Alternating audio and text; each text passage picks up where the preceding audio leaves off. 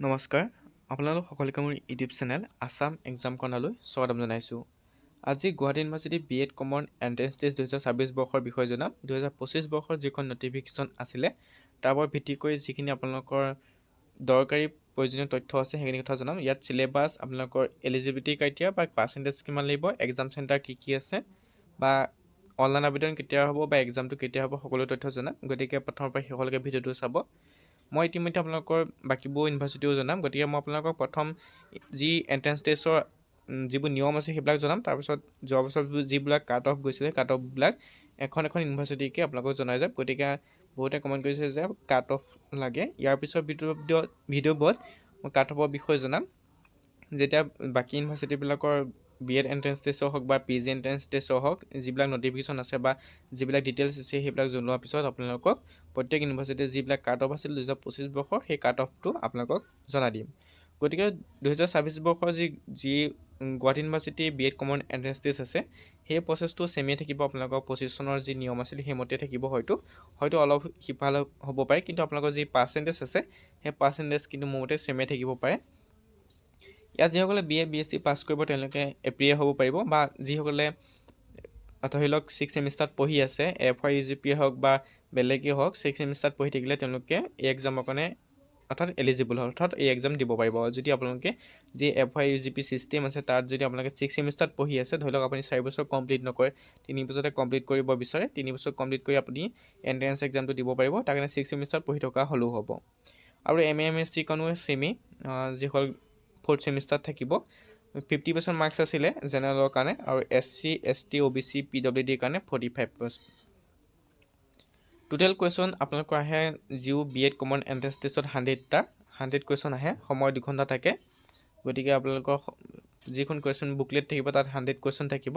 চিলেবাছখিনি মই জনাই দিম, সময় 2 ঘণ্টা দিয়া হ'ব। যোৱাবাৰ যি অনলাইন এপ্লিকেশ্যন আছিলে সেয়া জুন মাহত ষ্টাৰ্টিং হৈ গৈছিলে, জুলাই 5 তাৰিখলৈকে চলিছিলে, মাত্ৰ 10 দিন সময় দিছিলে। 10 দিনত আপোনালোকৰ অনলাইন আবেদন সম্পূৰ্ণ কৰিবলৈ দিছিলে। গতিকে এইবুলি হয়তো সেই ছেম প্ৰচেছ হ'ব, নহ'লে হয়তো অলপ আগতো হ'ব পাৰে। এডমিট কাৰ্ড ডাউনলোড 14 তাৰিখে দিছিলে, 14 জুলাই। এক্সামটো হৈছিলে 20 জুলাই দিনা, আৰু মেৰিট লিষ্ট দিছিলে 5 দিনৰ পিছতে। গতিকে এইবুলিও ছেম প্ৰচেছেই হ'ব। তাৰপৰা যি চিলেবাছ আছে, চিলেবাছ যদি চাই section A, section B, section C, section D আৰু ছেকশ্যন A, অৰ্থাৎ আপোনালোকৰ 5টা ছেকশ্যন থাকিব কুৱেশ্যন পেপাৰখনত। কুৱেশ্যন পেপাৰখনত 5টা ছেকশ্যনত আপোনালোকে চাব কেনেকৈ দিয়া হ'ব। General English, vocabulary, tense, voice, narration, preposition, correction of sentence and comprehension 100 মাৰ্কছৰ থাকিব। ছেকশ্যন বিত general knowledge, Indian history, Indian polity, general science, current affairs 120 মাৰ্কৰ। অৰ্থাৎ আপোনালোকৰ কুৱেশ্যন পেপাৰখনৰ কুৱেশ্যন আহিব 100টা, কিন্তু মাৰ্কছ থাকিব আপোনালোকৰ 400, অৰ্থাৎ এটা কুৱেশ্যনত 4 নম্বৰকৈ থাকিব। গতিকে আপোনালোকৰ যি ইংলিছ ছেকশ্যন তাত আপোনালোকৰ 4 25 100, অৰ্থাৎ 25টা কুৱেশ্যন আহিব। তাৰপৰা 120 মাৰ্ক যিটো আছে এইটো আপোনালোকৰ জেনেৰেল নলেজত 30টা কুৱেশ্যন আহিব। এইফালে আহিলে আপোনালোকৰ 25টা, এইফালে আপোনালোকৰ 25টা, এইফালে 30টা। তাৰপিছত টেষ্ট অফ ৰিজনিঙত আহিব 80 মাৰ্ক, অৰ্থাৎ আপোনালোকৰ ইয়াত 20টা কুৱেশ্যন আহিব। তাৰপিছত current Indian education, issue and policies, national policy of education 2020, universalization of elementary education, right to education, Sarva Shiksha Abhiyan, secondary education, ৰাষ্ট্ৰীয় মাধ্যমিক শিক্ষা অভিযান, এইবিলাকৰ ওপৰত ভিত্তি কৰি আপোনালোকক 60 মাৰ্কছৰ দিয়া হ'ব। অৰ্থাৎ আপোনালোকৰ ইয়াতো আপোনালোকৰ 60 মাৰ্কছ দিয়া হ'ব। তাৰপিছত আহিলে আপোনালোকৰ ইথিক্স এণ্ড টিচিং এপ্টিটিউডত 40 মাৰ্কছ দিয়া হ'ব। আপোনালোকৰ 4 নম্বৰকৈ থাকিব। ইয়াতো 10টা কুৱেশ্যন আহিব, 4 মাৰ্কছকৈ 10টা কুৱেশ্যনত 40 নম্বৰ থাকিব। তেনেকৈ আমাৰ ভাগ কৰি দিয়া হ'ব। 5টা ছেকশ্যন থাকিব। 5টা ছেকশ্যনৰ কাৰণে আপোনালোকৰ এইখিনি চিলেবাছ। তাৰপৰা কাট অফ মাৰ্ক ইয়াত কৈছিলে যোৱা বছৰ যি কাট অফ মাৰ্ক আছিলে, অৰ্থাৎ আপোনালোকে মিনিমাম 80 পালে আপোনালোকে কি কৰিব পাৰিব, যিবিলাক ইউনিভাৰ্চিটি কলেজ আছে, গুৱাহাটী ইউনিভাৰ্চিটিৰ আণ্ডাৰত থকা যিবিলাক কলেজ আছে সেইবিলাকত এপ্লাই কৰিব পাৰিব। সেইটো আনৰিজাৰ্ভ কেটেগৰীৰ কাৰণে আছিলে, অৰ্থাৎ আপোনালোকে 400ৰ ভিতৰত মিনিমাম 80 পাব লাগিব। আৰু ৰিজাৰ্ভ কেটেগৰীৰ কাৰণে 60।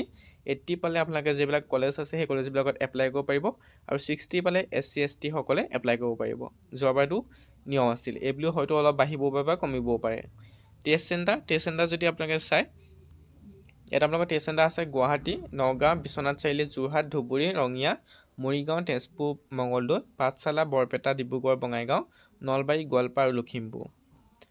তাৰপৰা কৈছে যে MCQ টাইপ আহিব। মই ইতিমধ্যে ক'লোৱে 4 নম্বৰকৈ থাকিব। অ'মাৰ্কখন আপোনালোকৰ ইংলিছত আহিব, একচেপ্ট হয়তো মোৰ মতে যিখন আপোনালোকৰ ইয়াত আপোনালোকৰ একচেপ্ট নাহে, চৰি, মই মানে প্ৰেজেণ্টেছৰ কথা আহি গৈছে।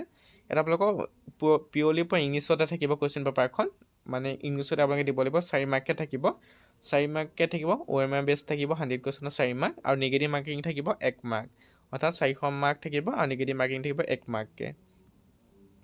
গতিকে সেইটো আপোনালোকে গম পালে, টেক্সট বুকলেট দিয়া হ'ব, OMR শ্বীটত আপোনালোকে ফিল আপ কৰিব লাগিব। যি এপ্লিকেশ্যন ফিজ আছিল যোৱা বছৰ 2000 আছিলে। বেংক ট্ৰানজেকশ্যন লগ লগাই হয়তো আপোনালোকৰ অলপ বেছি হ'ব পাৰে।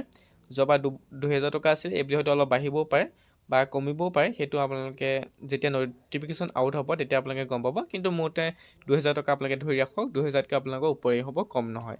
গতিকে আপোনালোকে এই তথ্যখিনি চাই ল'ব। গতিকে আপোনালোকে যিহেতু প্ৰিপেৰেশ্যন চলাব পাৰে, এতিয়া যিটো আপোনালোকৰ জুলাইত এক্সামটো হ'বই, গতিকে এতিয়াৰ পৰা আপোনালোকে এইখিনি চিলেবাছ দি দিয়াই আছে। গতিকে এই চিলেবাছ চাই আপোনালোকে প্ৰিপেৰেশ্যন চলাব পাৰে।